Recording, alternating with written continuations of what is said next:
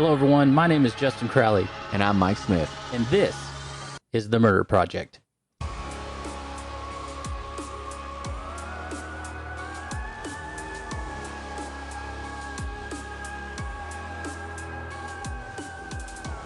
Hello, everyone, and welcome to episode 54 of The Murder Project. This is going to be the debrief episode on the collateral damage, the story of Vicky White and Casey White, and how Vicky helped Casey escape from jail. If you're new to The Murder Project, the debrief is an episode where I sit down with my good friend and former police officer, Mike Smith, to discuss the cases further. In the debrief, we discuss the cases from both sides of the aisle, theories that we might have, and anything that we think needs a second look. The debrief is an unscripted and off-the-cuff commentary about the cases that we are currently covering. The hope of the debrief is to break the cases down further, but in a relaxed environment with the true crime we love, but also some laughter. So, let's get the episode started. How's it going, my man? Mike Smith in the house. Yo, what's up, man? Dude, you know what I forgot? Did you forget the applause? No, I forgot. There it is. Mike, there it is. Golly, I was not ready for that. We had a little technical difficulties as we were getting started. God, we were. And What is the matter with our brains today? I know, it just didn't work out very well. So anyways, it's fine. We're just going to keep rolling. We're just going to keep rolling. And we're going to get into the story about Vicky White and Casey White. Yes, the debrief for collateral damage. So much collateral damage in this case. It really is. At least in one half of the accused. Yes. Yeah. And the other direction, it doesn't really matter so much because you just already had somebody that was going to be in prison for pretty much the rest of their life. Yeah, and over the last week, I've had some questions come up. I think that you'll be the person to answer them because I've just been pondering. And the real truth of the matter is there's so much we're just not going to know. Yep. Until like this investigation is complete and they release it. But there's still a lot out there, and I think we're going to have a good time talking about it. Yeah, it would be awesome if anybody out there already had some way of getting hold of the discovery on this case. Any information that the sheriff's office might have got, it would have been good because they're keeping everything pretty close to the cuff. And I wanted to also say that in the original episode, now as I'm reading this, it is Lauderdale County, Alabama. But every time that I see an interview with the sheriff or something, he says it so fast, it's making me think that I'm saying it wrong, or I'm not sure. I do know that we have some newer listeners out of Decatur, Alabama, which is not too far away from where this happened. So if you guys got any insight on this story that maybe we can cover later on down the road, because there's going to be more to this story as it keeps unfolding, reach out to us. Contact at themurderproject.com or hit us up on Facebook or Instagram or whatever and let us know. Please do. If there's something that we missed. And also, I think I said in the original one that Vicky was driving the car when they were arrested, but it was Casey. And if I made that error, I do apologize, but we are going to continue. So yeah, lots of different things that are going on in this one, lots of different moving parts, lots of things that had to happen to get us to this place where we're at. That's right. Yeah. And for the most part, it seemed to happen so seamlessly. Yeah. But that's definitely something that I will be asking about shortly. But the first question I want to ask, and it's for a lot of listeners out there, and something that even I used to ponder, and sometimes even I wonder, what exactly is the difference between a prison and a jail? Right, because I think a lot of people when they're speaking of this story, they say that Casey White broke out of prison. Right, yeah. And so there is a difference. It's not a huge difference. There's a distinction when someone's like, he was sentenced to prison time, and then you look and it was like 1 week in county jail. Yeah. That's not going to prison. That's going to the county jail.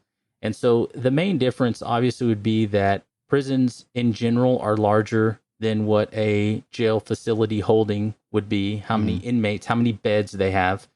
I would suspect that this area was a smaller facility with probably 150 or less beds, if I just had to guess off the top of my head. The jail that I worked at was around 450. And so your prisons are going to be larger than that most of the time. Also, prisons really look like prisons. When you look at them, it's going to be the huge fences, the razor wire, the gates everywhere, large buildings, things like that. And we're talking about exterior. County jails, for the most part, when they're built, I know that they try as best they can to make them blend into the areas that they're in. Right. So like the jail that I worked at was originally outside of the city limits a pretty good little ways. The city has grown up around that area. It sure has, yeah. But you're going to be looking at, maybe 10 or 12-foot fences with some barbed wire on it. Mm-hmm. It's going to be, architecturally, it's going to look different because they don't want people to drive by and immediately be like, oh my gosh, is that a prison? Or something Right. to the nature, something to that nature. So they try to kind of do a better job at disguising the way that it looks. So it doesn't look so high security area. Right.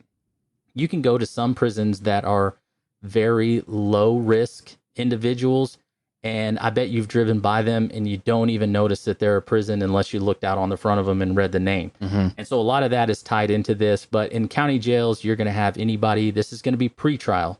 So anybody that is a pretrial inmate or is waiting to catch chain, is what they called it, after they've been sentenced, is going to be in this area. There's going to be no long-term people at this place and at a county jail, and it's going to look a little bit different. So everybody in this jail, from your Class C warrants, which are like in Texas, you're talking anything like traffic citations, PIs, things like that, all the way up to murderers, are going to be housed in the same jail in different areas, usually based on their classifications.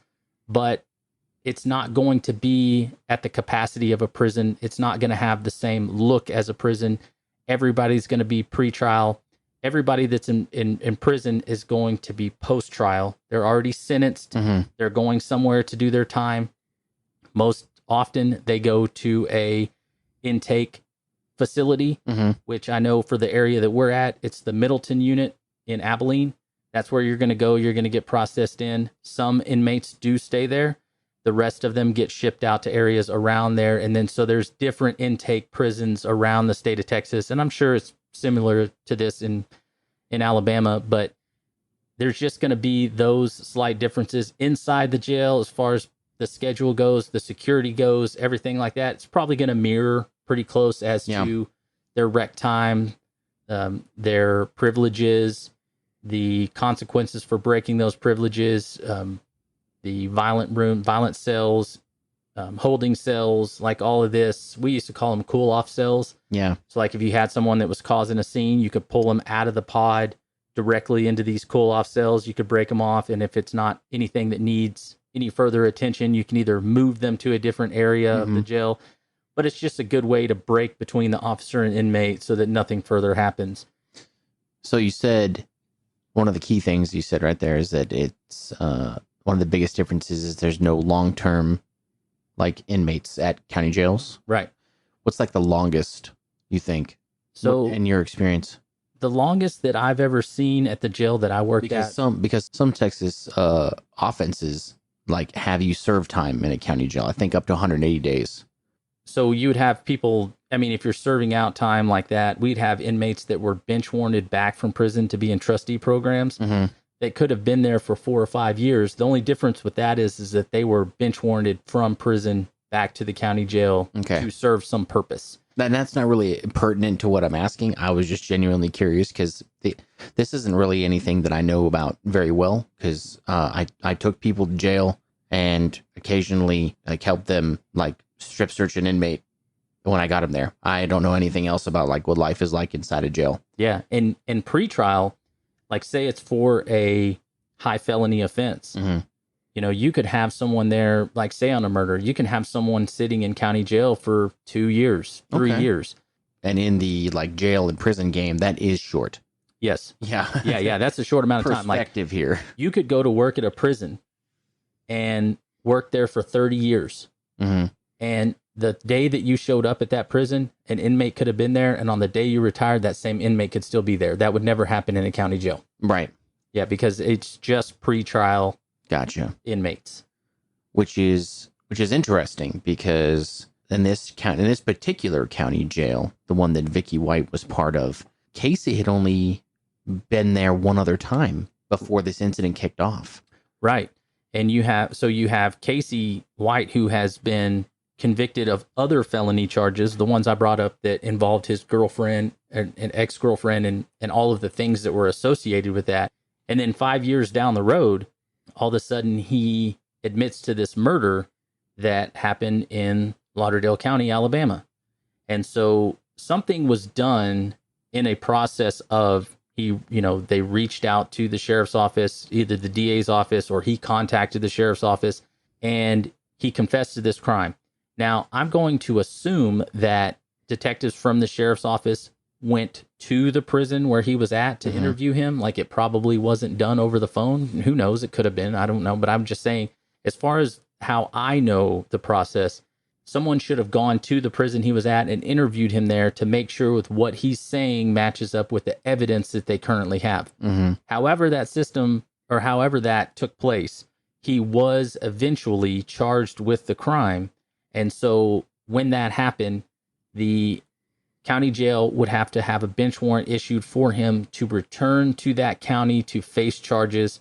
And so he would have a warrant out for his arrest, even though he's in prison. When he was brought to the jail, he would be booked in, fingerprinted, and processed for that crime. And then he would have to be arraigned on that crime. After that, that was kind of what I was saying, is that at the jail I worked at, he probably would have stayed there until he went to trial.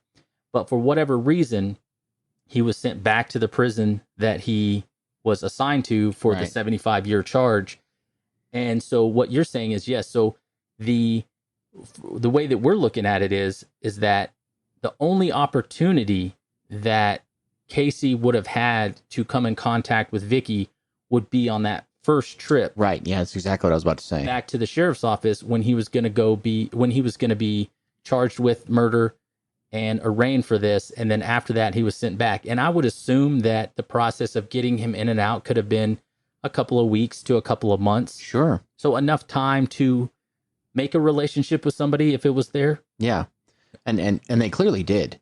Yeah. They clearly had started some type of a relationship, because even other people at the jail would comment that he got treated differently. Yeah. He got some special treatments, as they say. Yeah. And that, I realized there's quotation marks around that. But I don't think we know a lot of details about that. And when they say that, they specifically mean special treatment from Vicky White, or is it everyone? I don't know exactly. I know that they said Vicky White, and the way that I looked at it is with her position, right? She could have had influence on other corrections officers in there, and have said, she could have made up a lot of different things. Sure. Saying that, oh, he has to get extra food because of this reason. He has to do this. He has to do that.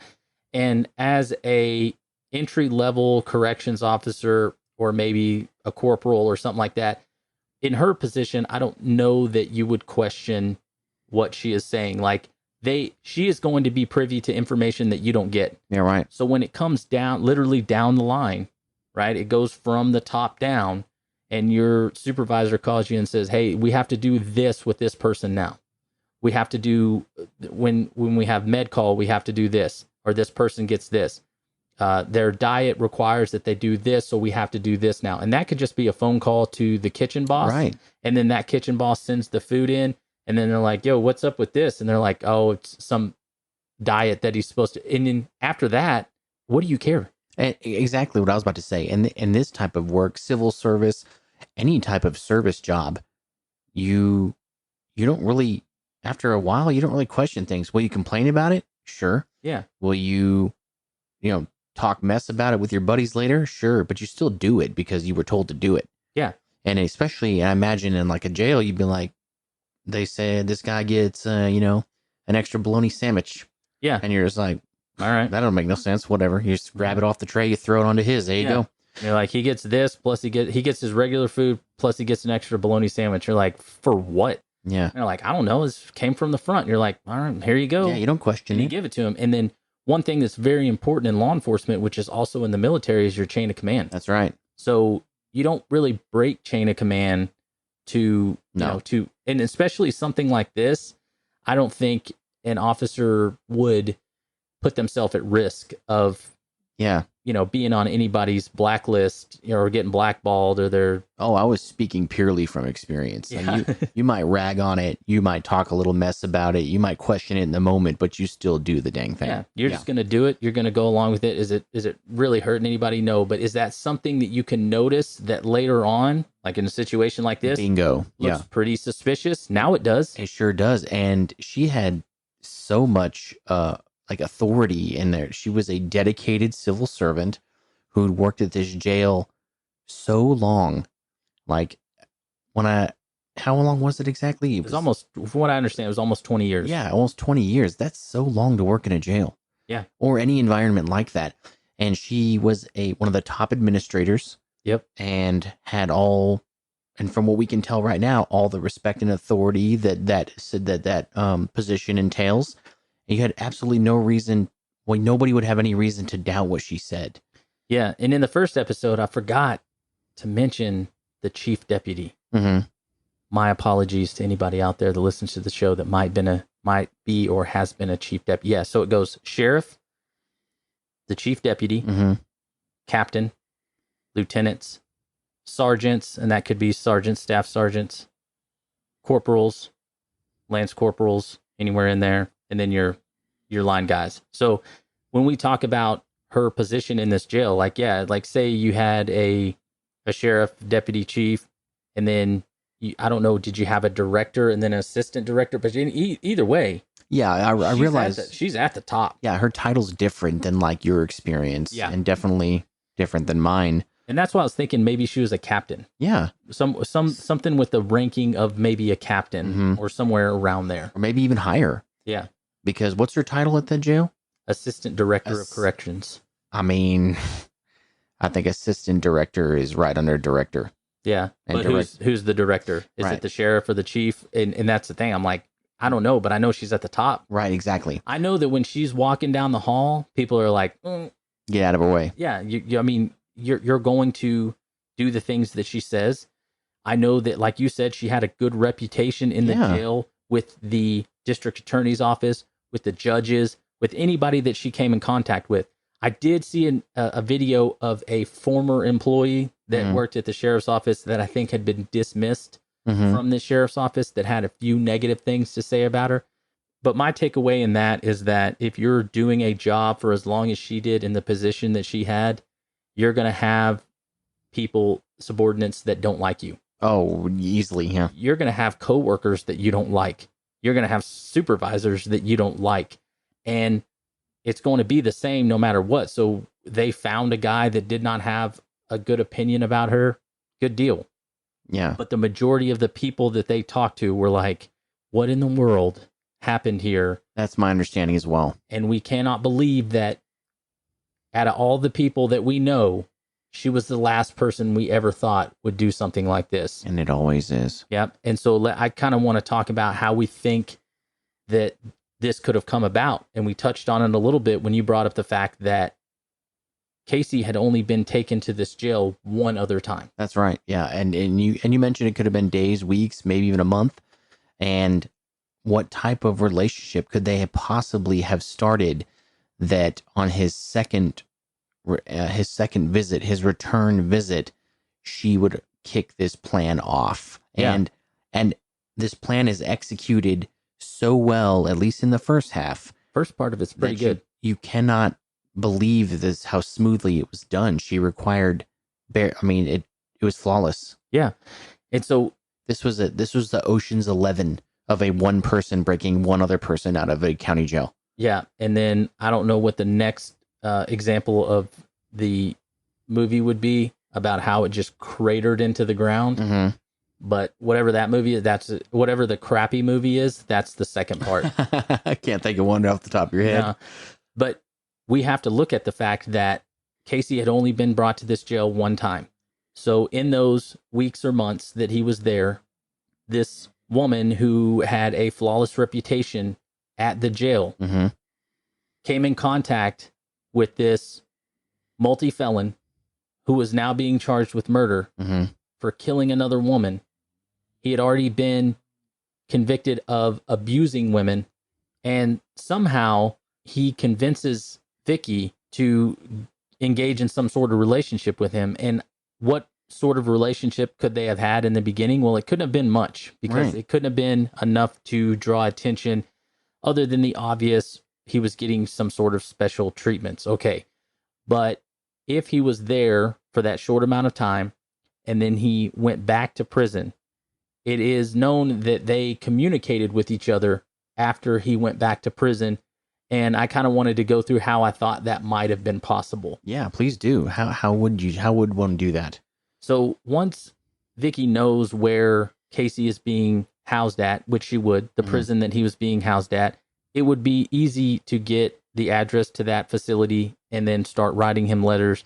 It would be easy for him to somehow have gotten a hold of her phone number, and she could have put money on his books using a different name. And depending on what the prison's commissary system and phone system is, some require you to use, most require you to use credit cards. You can buy phone cards. Some make you actually enter all your information in. Some, it's easy as just going up and dropping off money at the location and saying this money goes on this person's books, and then there's no trail that leads back to you. But if they're in a system where nothing is verified as far as money transactions and things of that nature, then she could have used a different name to make it to where he could buy phone cards, or she could have put money on his books so that he can get them without it coming back to her by using a different name if they didn't verify. And you got to talk about the whole entire prison system, everybody that's in the prison system. Anybody can get money put on their books for commissary or other different reasons from anybody. And so you don't have to, so money can be coming in for one person from multiple different angles. Yeah. And so it's hard to track all of that. And I understand there's probably someone saying there's got to be a better way. And I'm sure that there is, but I'm sure it costs money. And then when you start talking about state facilities, you start talking about using taxpayer dollars. That's right. And then so a lot of things, it's literally till the last moment before something has to be updated before it's done. So that's a possibility. But the letters, as far as the letters go, he could have been writing to her using a different name, but her address. She could have been writing to him doing the same thing. For all we know, she could have just been using her name, because if you're someone who's screening all of the mail that comes in, you're looking for any sort of suspicious activity or someone who's trying to smuggle contraband into the facility. Right. If it's just a regular letter and you open it up and it just says, "Hey, baby, I miss you so much. Things are going good down here. We got a new dog. Boom, it's on to the next one." Yeah. They're not wasting any more time in those areas. So if it's something that is very unassuming, it's going through. Yeah. They don't have time to read every single letter that comes through. Now, Casey would be someone who is, I think a lot of people would look at as different, right? He's got these felony charges. He's got these murder charges. Yeah. He's got all this stuff. He's a high risk inmate. But where he's housed at, the majority of everybody there is just like him. Right. Or close to being like him. They're at least in a security level, as far as his classification goes, close to him. Yes. So everybody there is sort of like him. And this is screened by a person? When you're doing mail, a lot of times the mail comes in, you open the mail, like every piece of mail that comes in is opened, at least at the facility that I worked at. And I believe it's this way also. Wow. In the Texas Department of Corrections. How much mail is that? It's a lot of mail. That's someone's job? So yeah, you pull mail duty? Yeah, the way that it was assigned to in our jail was if you worked midnights and you were a cluster operator, then you had to sort the mail for that cluster. So if you're cluster 1 and you had A, B, C, and D pod, you would sort the mail for that cluster. And then the midnight officers have to make their rounds, but there's not a whole lot of activity going on. So some take crews out to go cleaning, some hang back. You can have help doing that, but all the mail's open and all the mail's gone through. Yeah. And so if you had someone, like say they would leave a note in the cluster area saying, "Hey, we need to watch this guy's mail and see if anything comes in." Okay, we're going to. But if there's no memo or no red flag attached to a person, then you're going to do the basics. You're going to open it. You're going to look at it. You're going to make sure that there's nothing inside the envelope that they're not supposed to have. you couldn't send in large packages or anything like that. Those would immediately be turned back out. Yeah. Strictly letters. And so if there were photos inside, they were taken out and put in their property box. Nothing was allowed to go through except for the paper. Yeah. And so this is a way that they kind of clamp down on contraband coming into the jail. Mm-hmm. And someone would have to go through this. But if this is just a normal situation, then the majority of these letters are going to go through. And even if she used her real name. Yeah. Nobody knows who Vicky White is. Exactly. In some other town. And, that's like saying. It's not like it's her name and her title. Yeah. It's just Vicky was, so they're like, oh, okay. That's like saying I should know some random police officer's name from Midland or maybe some area, or let's say El Paso. Well, because I've never lived there and I've never been in that area. But I should just know that some police officer that works in El Paso sent a guy a letter in Amarillo. How would I know that? You wouldn't know that. But you would if it was going to get you famous. Yeah. But let me ask you a question, because this is something that I thought. Do you think they had an inside joke about being spouses before or after they made the escape? I think that it was maybe something that was brought up over time in their communication because, pretty circumstantially relevant. Absence makes the heart grow fonder, right? So while they're doing all these letters back and forth to each other, I think they're accelerating this relationship into, I love you. I want to be with you for the rest of my life. You're my soulmate. Classic. Whatever other words that they use to justify breaking this violent, dangerous man out of jail. Yes. And I think it started, he's like, hey, listen. And this is another thing. When I think of manipulation. Sure. I think this is something that Casey did to Vicky and saying like, the way I look at it is you're my wife. Like, we're together. We're going to get married. Yeah, because we can honestly say both of our last names is White. It already goes together. Nothing has to change literally from that point. The only thing they're missing is a piece of paper, which she could have gotten after she retired from the jail. This is not going to be any sort of activity that is permitted while she works there. Golly, I hope not. And yeah, they're going to be like, she's like, hey, I'm getting married to an inmate in a prison system that I'm also in charge of. And they're like, yeah, no, you're not. Yeah. So you can leave if you want to, in which she's already setting up avenues to make this happen. Right. Yeah. And very well after the event, very obvious ways. Yes. But they're cultivating this relationship very quickly. And by quickly, I mean weeks, maybe months. So that by the time he returns, she's like, now we have to do it. You're here. Let's go for it. Yeah. And that's one of the things I was kind of thinking about is if we could go back and look through Casey White's property and say, like, were there letters in his personal property that were direct communications from Vicky that said, okay, when you come back, we have to do, XYZ. Or was it like a flush after reading type deal? Like it made it into the jail. Yeah. And he had to flush it or do something with it or eat it. I was going to say burn after reading, but that would raise some alarm bells. There would be some flags. Yeah. Cause most prisons you can't even smoke in anymore. I don't think a lot of people know that, but you think of the old movies where everybody's just sitting around chain smoking cigarettes in prison. Yeah. I probably would too, but just cranking steel and chain smoking cigarettes. Yeah, can't do that anymore in most places. And so, were there communications that laid this plan out specifically, or was this something that Vicky hatched entirely on her own and filled him in whenever he came back? Because in my opinion, Casey's motivation, no matter what, always is escape. But how did this whole scenario get set up? Because there's some people that talk about, well, when Casey White admitted to the murder of this other woman 5 years later, he was doing it in a way so that when he got bench warranted back to the jail that he was going to, he could plan an escape. Because in a smaller county jail, that's going to be your easiest spot. Right. It's a softer way to get out. Right. Exactly. So when I was thinking about this, my thought was, well, did he already know Vicky before he went back to the jail for the first time? Because that gives him some sort of a leg up by using that jail.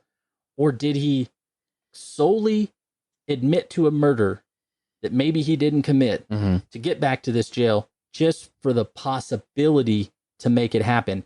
And him finding Vicky at this jail was just happenstance. The fact that he found someone that would break him out of jail was just pure coincidence.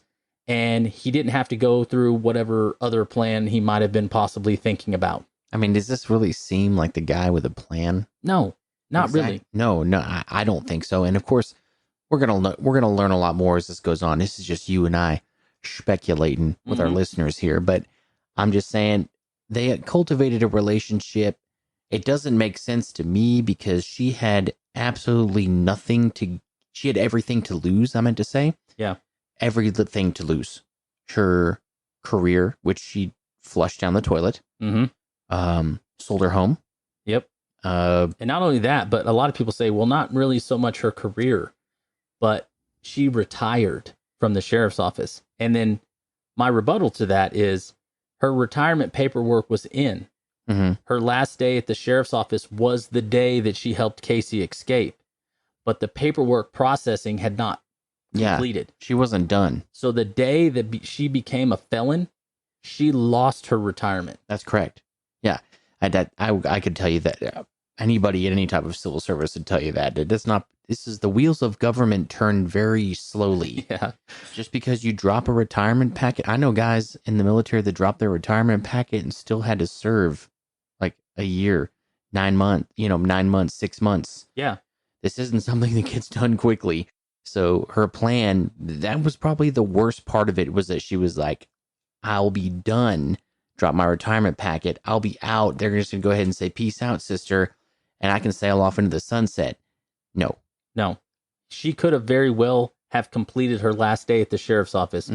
But the paperwork process and the retirement process and going through with like Texas, like jails in Texas, most are under the retirement system of Texas. You got to wait for all that paperwork to clear before you're officially retired. Right. And they're going to start paying out. Yeah. Maybe she didn't know that either, because I know there's some people that may not. But if she didn't know that, then she made a huge mistake by doing this all simultaneously. And I also think that she was probably thinking to herself, like, I have to do it while I'm still working at the jail. I was just about to say that. You beat me by 5 seconds. She couldn't have pulled this off if she was already retired. Right. She had to still be in uniform, still be in her position to pull this off. Maybe she was hoping that by then they'd be... Actually, you know what? My brain can't get there, because by then, even if they made it out of the country, hang on, we'll get there. Yeah. That they still would have known it was her. Her retirement would be a no-go anyway. Yeah, So and even if this has to be the worst part of her plan. Yeah. The excuse she makes to take custody of him and leave the jail was perfect. Nobody questioned it at all. In fact, like you said in episode 1, nobody began to question it until too much time had gone by and it became sussy baka, as the kids say. And that's when people are like, wait, where are these dudes? Who's with them? They're like, Vicky White is. And they're like, by herself? This seems weird. Oh, wait, it's all weird. Yeah, everything is weird, because even if you got into a situation where the sheriff's office thought that she left and did this under some sort of duress, all of her retirement packet would have been frozen. Anyways, it's not like they'd have been like, man, Vicky has been missing for 2 months. They're like, it's weird because someone's making withdrawals out of her account. Like, that doesn't happen. No. So maybe she did know. Maybe now that we're talking about this, maybe she did know. And also her retirement package was also collateral damage in this whole deal. And she was like, hey, we've got over 100 G's in tow because I sold my house and I got rid of some stuff. I've had to buy some supplies. I had to buy this piece of crap Ford Edge, but we got some leftover cash. We just got to make that good for our initial escape, and then we can figure out what we want to do from there. I just remembered a question I really wanted to ask. So you said the second in command of the jail you worked at was called the chief deputy or deputy chief? Yeah. How strange would it be to you if you were working in the jail and he came and grabbed a prisoner to go take them to go do any type of out of jail tests? It would have been odd. Right. Would have been very strange. Yeah, I can't see how I would see that. That'd be like the XO of a military brigade coming down and being like, hey, I need to grab this private, go shopping. Yeah, or your chief or assistant chief out running traffic. on I-40 and you're like, wait, what number was that? Who just made a traffic Exactly. stop? Yeah. So one of the things I was thinking about was because this was smaller, maybe her duties did include certain things when she needed to help out. But I can tell you that when I saw the chief inside the secured area of the jail, not up an admin, I'm like, ooh, Somebody man, in trouble. somebody's in trouble. That's right. Something happened, Yeah. something, or he's got to talk to us about something that's serious because he has a chain of command under him that handle those things. Right. Not that they're lazy. No. That's not what I'm saying. It's because their duties are outside Right. of the facility because they have people in positions to run the jail. But if I saw the chief or the sheriff in the jail, you're like, ooh, man, that ain't good. So now a captain, you're going to see them, and I would see our captain cruising around doing some things. Lieutenants for sure. Corporals and sergeants are assigned in the jail, so there's nothing out of the ordinary for that. But you're right. Seeing someone in her position at the jail I worked at, it would have been very strange if he would have walked into the booking room and been like, "Hey, get inmate so and so. I got to take him to a psych evaluation." You're like, "Really? Like, Are we short?" And also by herself. Right. I'm not talking about gender. I'm talking about, wouldn't you have at least one more person than the amount of inmates you would have? You'd have to. And I can't think of a scenario in a jail where this would not be the case, because I know that listening to the sheriff talk, they had a policy at this jail that high risk inmates had to be with two people. Right. Yeah. And that's law enforcement 101. Yep. If you have one suspect, you want two. I mean, and you have a choice in the matter, you want to have two cops. If you have two suspects, you always want to outnumber them by at least one at the minimum. And even in different like transportation situations, the deputies always rolled around in twos. Yeah. And so this scenario, and that's why I kind of brought up the fact that whenever they're going to take this guy out, I wonder if someone in the booking room was like, "Who's going with you?" And she's like, "Oh, Douglas is," or just something. And they're like, "Oh, okay." Maybe they didn't see him, or maybe they're thinking because of her position, they ain't asking. Yeah, it's implied. Yeah, like maybe like Vicky knows the rules. Exactly. Yeah, but obviously that isn't what happened, and I'm sure in hindsight, a lot of people are like, "Ooh, yeah." Man, I hope I don't get." I'm sure the person that was working in the intake or booking room that day was like, "Dang, man, I'm gonna get written up for this." Yeah, for sure. And I hope they didn't. Because of course not. I hope they didn't, because in a situation where you have someone in the position that she had, just like we've been talking about, you're not going to ask a whole lot of questions because you don't want heat brought on you for no reason. And you don't have any why reason. do I want to be on their radar? Yeah, and you don't have any reason to question that person either. She hasn't given, this entire time that she's been at that facility, she's given nobody any reason to question her process, right? Her reputation, and so she gets him. And they take off, and they leave in a county vehicle at first, and they don't travel actually that far. No, it's not. It's relatively close to the sheriff's office. And I mean, if you've looked at any of the videos, I mean, it's, to me, her body language and everything about what I saw as someone that doesn't know her, it was so fluid. Yeah. She was just going off muscle memory in her brain about how she normally does something. The shackles get put on, the belly chain or whatever they used. She's walking out the intake door. You can see in there that there's two. The weird part is that one of them's propped open. So maybe, I don't know, maybe their security isn't as tight as what, but we had a system in place where you don't open one door without the other one closed. Right. And if you had a situation where you were calling to override a door, which would mean this door hasn't shut, so this one's not going to open, but we could override a door to get through there, it's going to be for a specific situation. Yeah. For some time. Not just walking some dude out to go to a psych evaluation. But either way, they don't make it they don't go very far before they change vehicles. And that's into the 2007 Ford Edge. Right. The one that she purchased under an alias. Exactly. And I wish, man, I don't know if she might have bought something different. I mean, not only was it a Ford Edge, but it was also burnt orange. And an 07. Yeah. I mean, my only thought is when I was thinking about this was that she went to a buy here, pay here place, some place she could pay cash for the vehicle, Somebody wouldn't ask a whole lot of questions. Yeah, because by then she'd already liquidated a bunch of her assets in order to facilitate this escape. Yeah, she could pay for things in cash, and then that kind of gets me to the point where, okay, so in this whole scenario, are we, and I don't know if we necessarily have to go back and revisit that, but I just wish that I knew if she knew him before he showed up to the jail for the first time, or if she didn't meet him until he went to the jail for the first time. But either way, we're moving on. So they leave. They go to the first strip mall area. Yeah. They dump the patrol car, which is solid move. I mean, I'm not applauding this anyways. I'm just saying, like, that was obviously a good move. Yeah. They dump the vehicle. They're going to make him look as normal as possible, right? She had extra clothes for him already in tow. Yeah. So he's going to ditch all the irons. He's going to throw on some normal clothes, probably in the back seat. She knows him enough that she at least got decent sizes. He's not little.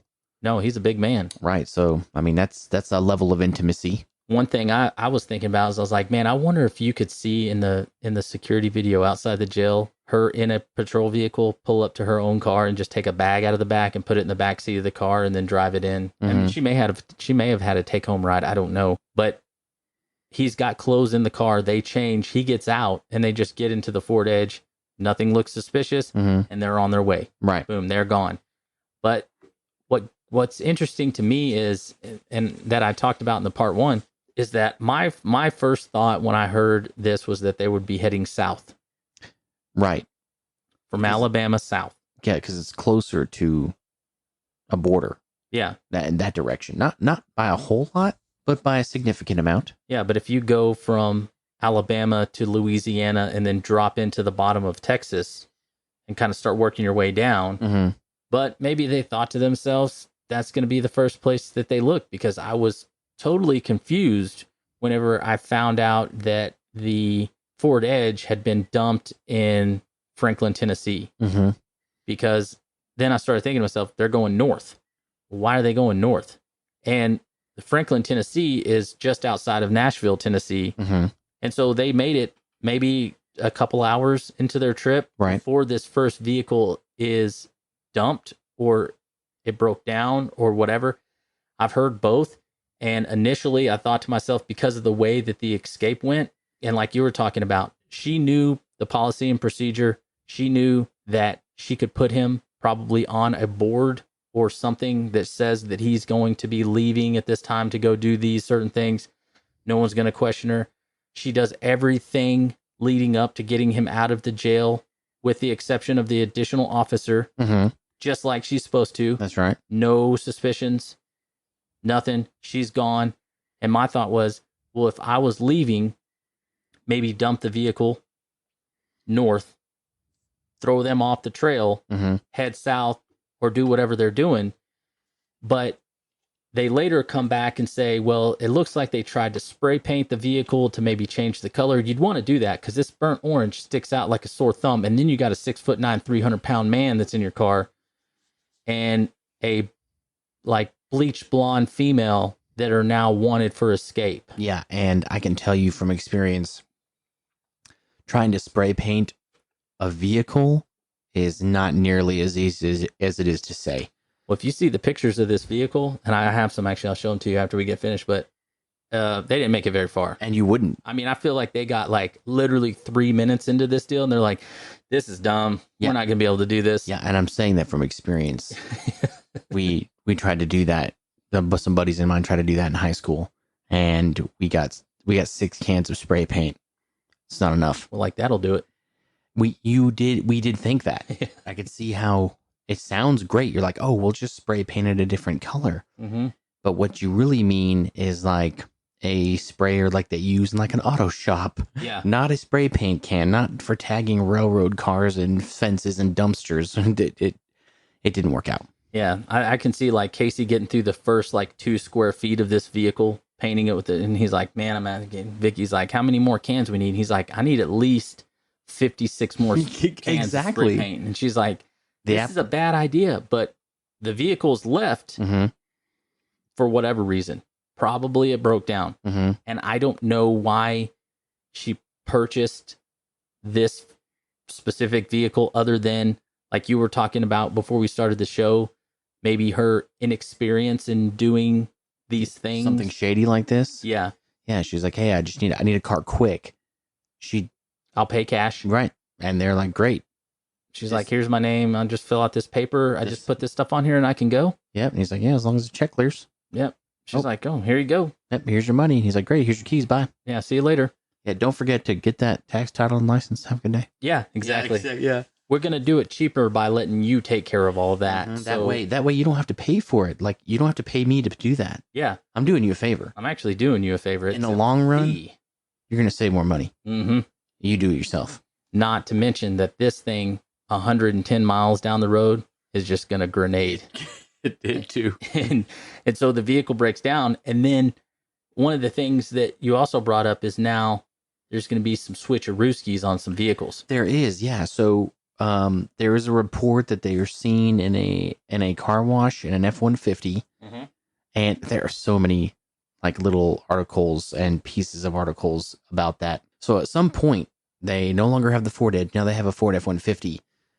They are seen And that was purchased in Tennessee, correct? Is that what the article said? I didn't even say. See, that's the weird part about all of this is that the vehicles. Go ahead. Yeah, and so then now they're seen at a car wash in F-150. Then they go back to the hotel and they leave and they're in a Cadillac. Yeah. So whether there's money being moved around or like people doing like straight up like cash deals for these cars, there's 3 different vehicles. Until about 20 minutes before we sat down to record, I only knew of 2. Right. So this is still pretty new information to me. Is it probably somebody out there who has a much better idea?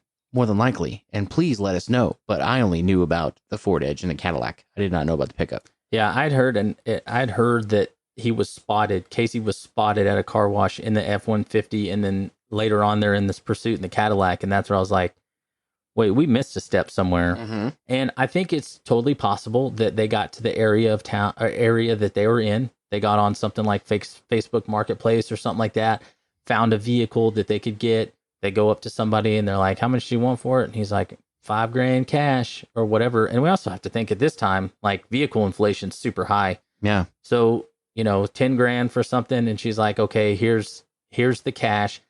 This person hands her the title to the vehicle because that's the only way you could do that. Because or she could have bought it and they'd be like, well, the bank still has the title. And she's like, oh, we can worry about that later, and just burns off. Knowing that it doesn't matter. I mean, it is, we do know that some effort is being put in to maintain what anonymity they think they still have because they paid a homeless man to get them their motel.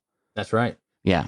So, I mean, they paid him $100, and that man who was just a homeless man trying to make $100, they ended up arresting him on like warrants or paraphernalia or something like that. Where I was like, oh man, this guy can't catch a break. He's also some collateral damage in this. He's sitting in county. Did he get Did he get himself like a burger, like a 40 before he went back to jail? Man, I hope so.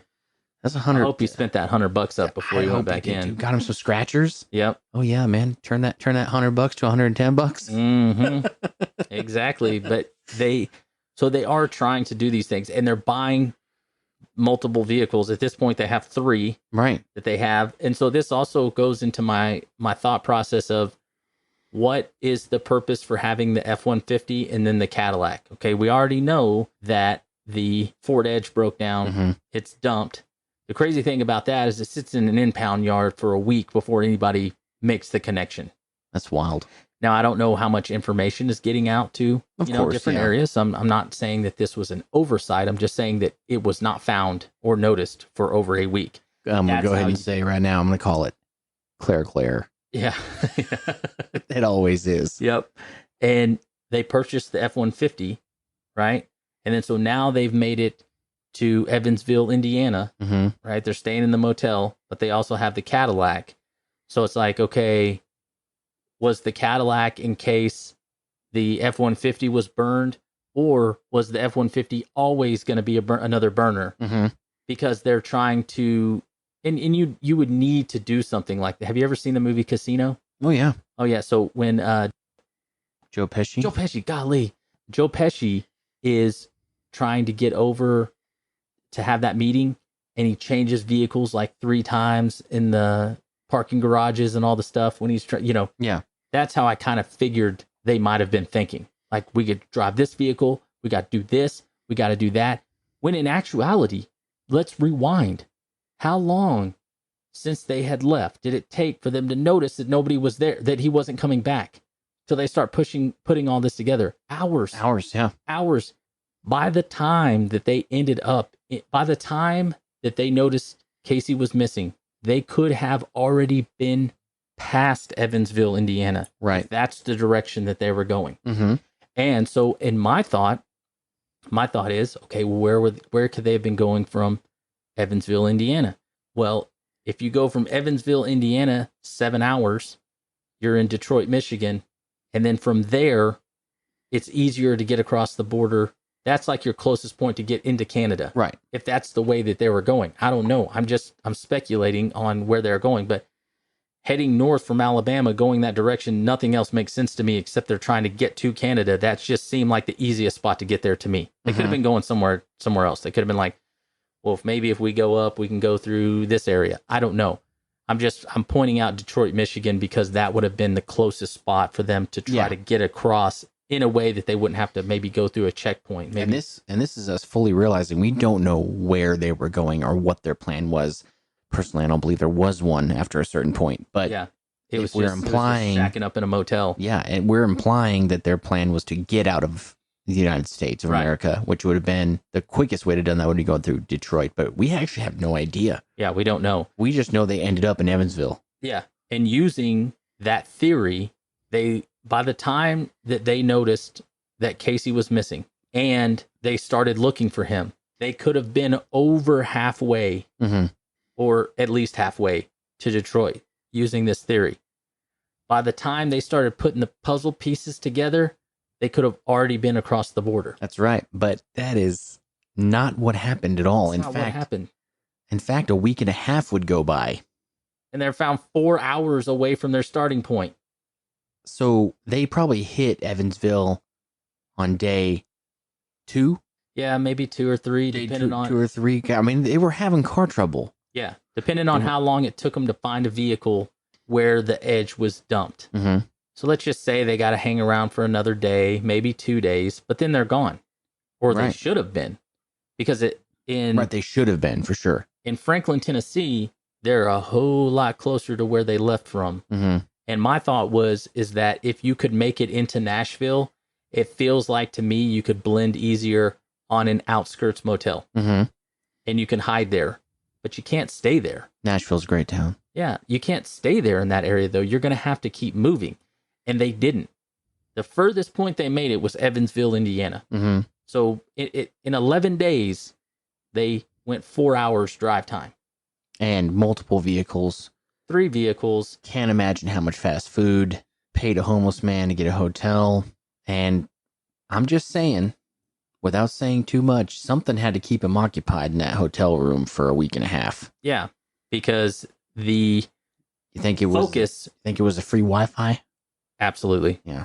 It's the free Wi-Fi and HBO. I mean, that gets everybody. Yeah, I'm not looking for either of those. But the crazy thing is that in 11 days, this is as far as they get. It's like they just ran out of ideas, or maybe they ran out of like money on it. I mean, it's just, I don't see how they could have went through, say $100,000 buying the vehicles and staying in motel rooms and eating fast food and doing other, but 4 hours away. Yeah. That's as far as they made it.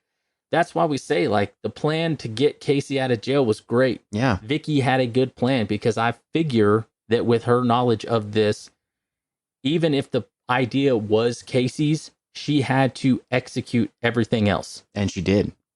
And she did it. She got him out of jail, and nobody even thought twice about it. They did not think about it until they were like, yeah, it's like 5:30. Yeah, where they at? Why haven't they not come back, or whatever time it was? But they did not notice until that point.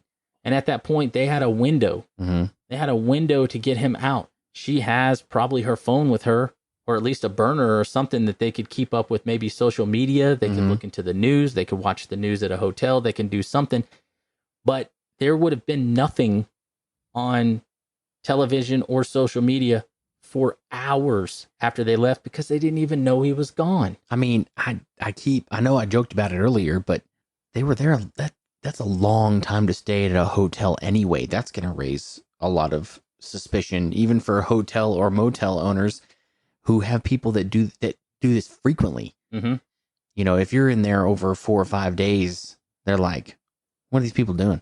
Yeah, because a lot of these hotels that we're talking about, they don't charge you by the day. Mm-mm. Charge you by the hour. By the hour. You can literally go in there and be like, hey, I need a hotel room for 2 hours. And they're like, sure you do. I'm sure you're doing it. Nope. $75. You're like, Yeah. Wait, what? They're like, if you want to go sleep with this prostitute in my hotel room, you're going to pay me $75. Exactly. And they're like, all right. You're like, whoa, man. Nobody said. Or if you're going to go into this hotel room with that lady who's probably not your wife, it's $75. That's right. Okay. Yeah. All right. That's what we're doing right here. That's right. Yeah. And he's like, you know what? Here's your money. He's like, got the cash monies. Yeah. Here's 80. Keep the 5. Yeah. Keep the 5. Sorry about the trouble. Keep the change. Yeah. Yeah. So they're there a long time. And so here's one of my ideas before we get on to like the culmination of it all, because I know we've been rattling on for a minute. Do you think by now she's already getting cold feet? Yes. Do you think now she's like, oh no, what have I done? I think that based on her training and experience, she knows that things have gone on too long and the possibility of them working out are getting slimmer by the minute. Yeah. And by day 11, by the time that they're about to be caught, I think that she has probably abandoned all hope that whatever plan they had is not going to work out because they are stationary. Yeah. It's for a long time. Yeah.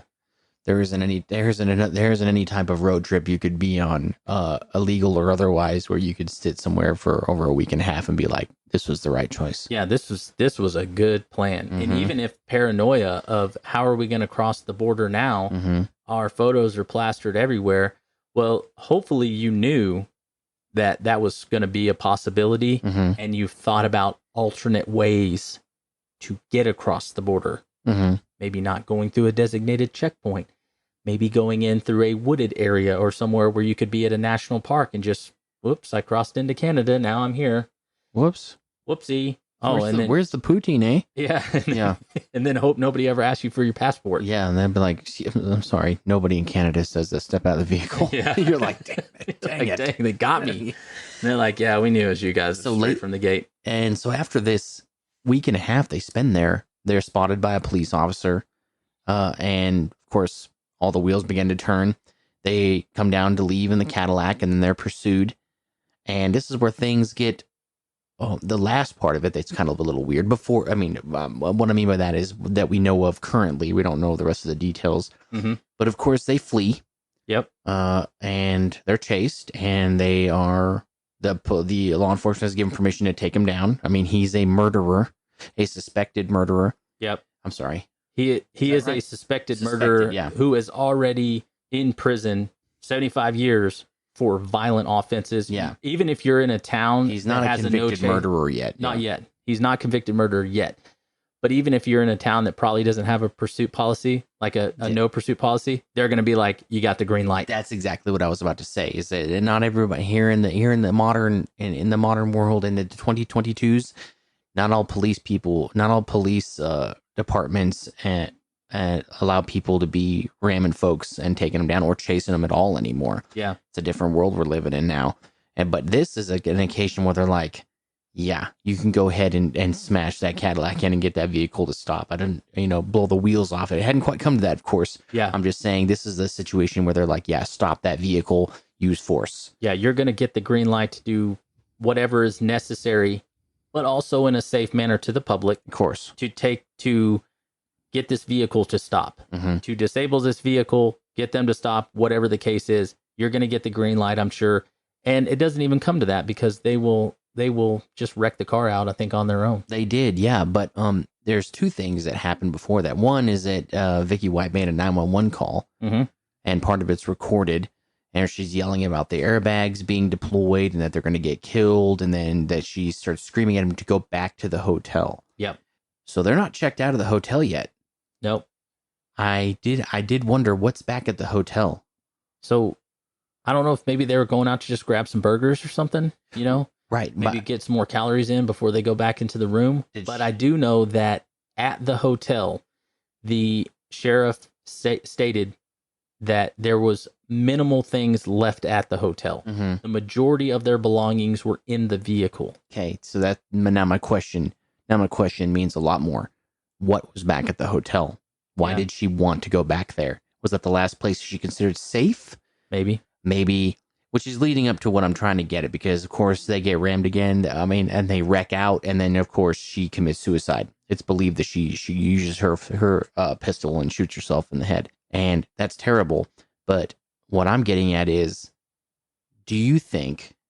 Well, of course, this is just a theory that they had possibly a suicide pact. Like if they were going to go down, they were going down together into the afterlife to face the eternal void. Yes. Yeah, I do think that. I do as well, because two reasons. One, she doesn't hesitate to do it. Mm-mm. We have no reason to believe that she would have ever done this ever before in her life. Right. Not only did she break a convicted felon and a suspected murderer out of jail and abscond with him, but as soon as as soon as they try to take her down, which she knows she's going to go down for this, Yep. and go to the very facility in which she was one of the head administrators of, she immediately kills herself. Yep. But he doesn't. Nope. In fact, I doubt a guy like him would have been down with that at all, except only in word. Yeah. And that she says, hey, if anything goes wrong, okay, I'm not going back to the jail that I worked at. Mm-hmm. That's the facility that she broke him out of, because so that is where, unless they caused any other crimes along the way, Right. she's going back there. Right. She's going to the first, where the first offense took place. Yeah. The county of the first offense. And she's thinking to herself, I can't go back and be an inmate in the jail that I used to work at. And she probably tells like, hey, if things go south, it's you and me forever, right? Yeah. And he's like, yeah, we'll just, however the situation goes down, where she's like, we'll have to kill ourselves because we can't go back to prison. Casey can go back to prison. Yeah. That's where he's been at. Right. For a while. He is used to living in prison, staying in prison, however you want to look at it. He had been in prison at that point for, I think, 5 years. Mm-hmm. He had probably done a few stints before that, if I was just a betting man. Yeah, and he knew that his life was effectively over if he remained. Yeah, do you know what he's probably going to get for an escape charge? Maybe they'll add an additional 10 years.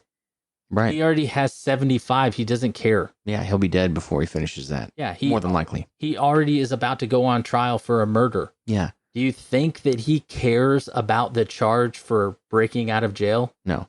He does not. He does not care at all. So, complete theory. So I think that was a long way to say yes. I think they did. Yeah. And I think he didn't hold up to his end of the bargain, and he never intended to. No. And so to wrap up why I brought up the go back to the hotel part, even though for all intents and purposes they were done there, is maybe that was a place where they could have like done it. Yeah. Together. They could have barricaded themselves and controlled the situation enough that they could like do this. And anybody in true crime could have come to this conclusion. There's probably people that are going to listen to this and think exactly what I'm thinking. But they wreck out. They are now caught. Effectively, in her mind, she's like, I'm caught. Yeah. This car is the end of the road right here. Right. Yeah. She's like, I'm going to peace out. And he's like, oh man, y'all help me. My wife shot herself. He's like, he hears the gunshot. He looks over and goes, that is unfortunate. Yeah. And then he sticks his hands out of the car and he's like, hey guys, I'm right here. She shot her. I didn't do it. She shot herself. Is my wife okay? Calls her his wife. Yeah. So bizarre. 11 days. Mm-hmm. Literally in contact with each other. Mm-hmm. Is my wife okay? Supposedly you just watched her shoot herself in the head with a firearm. Yeah. She's not going to be okay. Nobody said Casey White is a smart person. That has not been brought up since. But he's already calling her his wife. This is a faster love story than Romeo and Juliet's. Mm-hmm. That's 3 days. Yeah, that's true. It's true. And she ends up, because I think that when you were talking about, did she already come to the conclusion that things weren't going to pan out? Mm-hmm. I think this is when the process has already started and she's got it in her mind one way or the other, whether it's she has not discussed this with Casey and she's like, if we get busted, I'm killing myself because I'm not going to prison. Mm-hmm. Like, I'm not going to make it. I'm almost 60 years old and I'm not going to prison for the rest of my life. Yeah. Which she probably wouldn't have. Nah. I think she could have gone to prison. She would have gone to prison. Yeah. Not as long as maybe the average person based on her previous employment, or you could have got a judge that was like I not gotta up in make here. it. Yeah, I'm making an example out of you. I'm thinking she, at 60 years old, she did 12 to 15. Maybe. Yeah. Maybe less. Paroled at 75. But she's like, we ain't doing that. Right. Yeah. So, I mean, again, that's totally me just making a theory because she didn't hesitate. And to me, that is some type of mental preparation. Just because, one thing I did notice about her, so sudden. Yeah. One thing I did notice about her when they pulled her out of the vehicle is that she was not wearing shoes. So did they think they were already spotted and they went to make an escape in the Cadillac when they left the hotel? Yeah. That one of the things I was thinking of was it a intended trip that she was not either expecting to get out of the vehicle, they were returning soon, or did she have to flee so quickly that she wasn't even able to put her shoes on because the vehicle was already loaded for the most part? Were they about to go on a trip? He's like, hey, it rolled, right? Yeah. Do what? Did the vehicle roll? It rolled onto its side. Maybe, I mean, there's also a chance she was wearing flip-flops. She could have been wearing some flops. Maybe some, slip-on footwear. It rolled onto her side because when they pulled her out of the vehicle, like she was in the. I don't think she fell over in. It looked like she was still in a seated position in the seat she was in, and they pulled her out the window from there. Gotcha. And so I don't know, but I thought that was when they pulled her out the front. I was like, first thing I thought was, because I've seen things like this in my mind. Like in my mind, I was just thinking to myself, I was like, she didn't have any shoes on. Yeah. And I didn't. And I wondered why. That is bizarre. Yeah. But I mean, there's several explanations. Left in a hurry. Yeah. Had on slip-on footwear, anything like that. But of course, we're going to know a lot more in the coming months, maybe longer, and maybe we'll get some answers to some of these questions that we have. But that was just my theory, is that they were like, hey, if we get caught, we're going out. Yeah. We're going out together. She's like, you're already doomed. Yeah. In the prison system. And I will be then as well. And I don't want to do that. I just want to face the eternal void with you. Yeah. You're so special because we share a last name. Mm-hmm. And the thing is that she did not want to go to prison. Mm-hmm. He was already comfortable with being in prison. Yeah. Now, do you want to be in prison? No. No, of course not. So you're going to try to get out. But that's why I say that when you look at the collateral damage with this, when you look at, like we've both already said, he has nothing to lose. Right. She has everything to lose. When he said, is my wife okay? Did he maybe have some feelings for her? Possibly. Mm-hmm. She was the way to get him out of jail. Look, I just spent a couple years in prison. He'd have had feelings for a microwaved cantaloupe. Yes. And also, he found a good, like when I first started working in the jail, one of my jail training officers, a guy that I worked with, he brought me a story to read, and it was called Downing a Duck. Mm-hmm. And the thing that he pushed to me is that everything always starts small. Mm-hmm. Someone is not going to ask you to break them out of jail. What they're going to do is they're going to make a relationship with you somehow. They're going to try to gain a little bit of your trust. And if you work in a direct supervision jail where you're around inmates all the time, things like this can happen. Oh yeah. You have to learn to make a separation, and you have to learn to see when they're crossing the line. And you can say, you're crossing the line. But what they're going to do is they're going to try to make some sort of relationship with you. They are going to, when people started asking me personal questions about my life, that's when I told them they crossed the line. Mm-hmm. I'm like, listen, my life's not a secret, but we're not friends. That's right. We're not friends. You're in here. I have a job. You're an inmate. It's nothing personal. I don't want you to take it that way. I'm not trying to be rude to you or mean to you. But what you have to understand is that we're not friends. That's right. We're not going to be friends. Yeah. Maybe somewhere down the road, our paths cross, something like that. Crazy situations. We see each other at church. Who knows? Mm-hmm. Right now, we ain't friends. That's right. Because they are going to do things that I have seen personally. Mm-hmm. They are going to build this relationship with you. They're going to say, man, times are hard. Man, I don't have any money.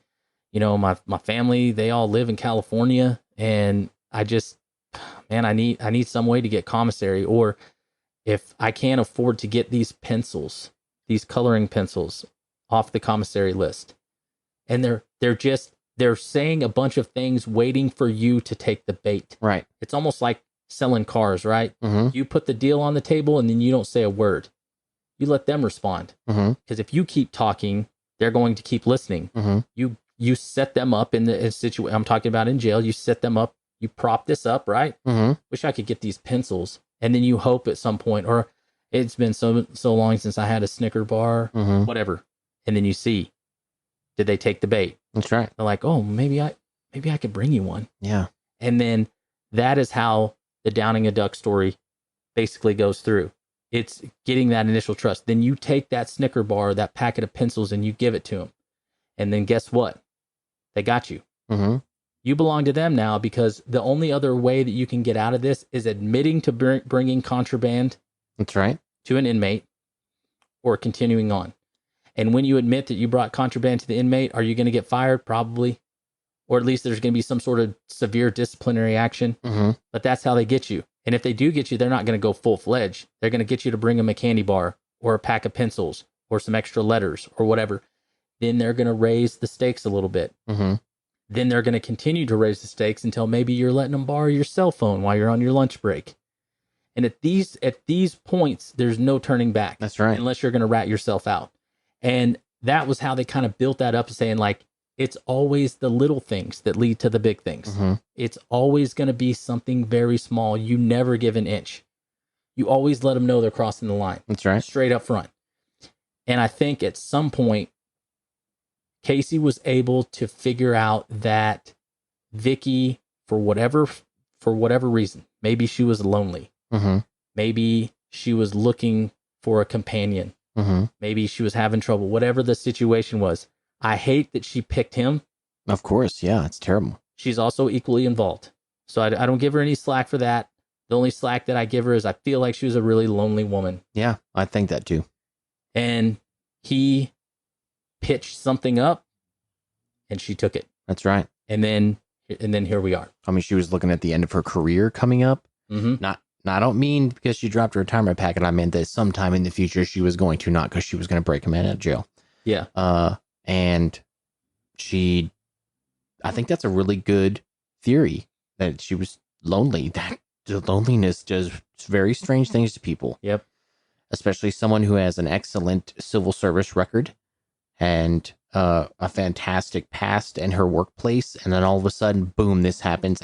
Something had to tip it. Yeah, that's the only way I could get from one extreme to the other. Exactly. I think you said lonely. it perfectly. That was well said, because you quoted a book. You were using your book as a metaphor. I also used a book for that. It was Never Give a Mouse a Cookie. Oh yeah, same tale. Yeah, but just for simpler minds. Same. No, this was very short story. Yeah, this one. But it takes you to the point where you go from this small little detail mm-hmm. all the way up to the, like, now you're like, man, I don't know what happened. Like, I brought this dude a Kit Kat, and then it's like 2 months later, I broke him out of jail. Yeah, it's crazy. Like, I don't even know how I got We're here. really good friends. Wait, aren't we? How did I get here? Yeah, exactly. It's not never give a mouse a cookie. It's if you give a mouse a cookie. Yeah. I messed that up. But I think both work. But in this situation right here, Casey was I don't care what anybody says, Casey was using Vicky. Sure. And I could tell that immediately when he got out of the car and he was walking back in handcuffs to go back to prison for the rest of his life, like he already was going to be doing. That's right. And she was dead in the car. Mm-hmm. And he was or she was dying. Phew. He's like, boy, that didn't really work out. What am I going to do? Next one. Yeah. What am I going to do now? Yeah. What's my next plan? You know, I think when we learn more, this should be maybe a type of episode. We come back and revisit. We come back and we do like an update. That'd be a good idea. We've been around long enough, though. Me and Crowley's here is pretty tired. Work's been getting a little rough. Yeah, it has. My work, like we've talked about before, my workload really picks up in the summer, so I'm beat by the time I get here. So mine is also pretty heavy, and this is the time of year where we both operate in just a mode of fatigue for 6 months. Don't remind me. I'm sorry, I shouldn't have said that. Yeah. Hey, but the good thing is we're already past some of it, so. We are. But yeah, so I guess we're going to leave it there. A good job, man. You made a bunch of great insight. And For all those out there that don't know the difference between a jail and a prison, now you do. Mm-hmm. You're welcome, because a lot of people call them prisons when they're not. Yeah, when they're not. They're actually just county jails or something like that. But yeah, we wanted to do this story, and because it's in the news, it was relevant. I wish we could have done it a couple weeks ago, but that doesn't matter. I mean, we're doing it now. No, I appreciate y'all listening. Thanks. Yeah, thanks everybody for listening. So we'll leave it there for this episode. Hopefully we can when we get some more insight, maybe it'll be enough that we could roll it into a full episode, or maybe we can just give you an update. You know, when it comes out, when we figure out a little more, because I'm really interested. I spent a lot of time in corrections, and I saw some different, nothing like this. I never saw an officer break an inmate out of jail. But, you know, I did see some things that go around, and I hung around in this environment for a lot of time. So when I heard initially that a officer broke an inmate out of jail, I was immediately drawn to it, because I wanted to know all the details about how it happened. So I can't wait till we learn more. Yeah. So we'll leave it here for this episode, and thank you guys so much for tuning in and listening. We'll see you later. Bye. Bye. Thank you guys so much for tuning in and listening to this episode of The Murder Project. Our numbers are going up, our downloads are going up, and we have you guys to thank for that. If you're looking for us on any of the social media platforms, you can find us on Facebook. We're at The Murder Project. If you need to search for us, you can type in facebook.com/podcasttmp. If you're looking for us on Instagram, we are at The Murder Project. And if you're looking for us on Facebook, we are at The Murder Pod. Also, don't forget, go over whatever platform you're listening on, hit that like button, hit that subscribe button if they have it. If you're listening on Spotify, go down under the name and hit that star button. Hit that 5 stars while you're there. 5 stars. And if you're listening on Apple Podcasts, hit that subscribe button. Leave us a review. And also, hit that 5 stars. 5 stars.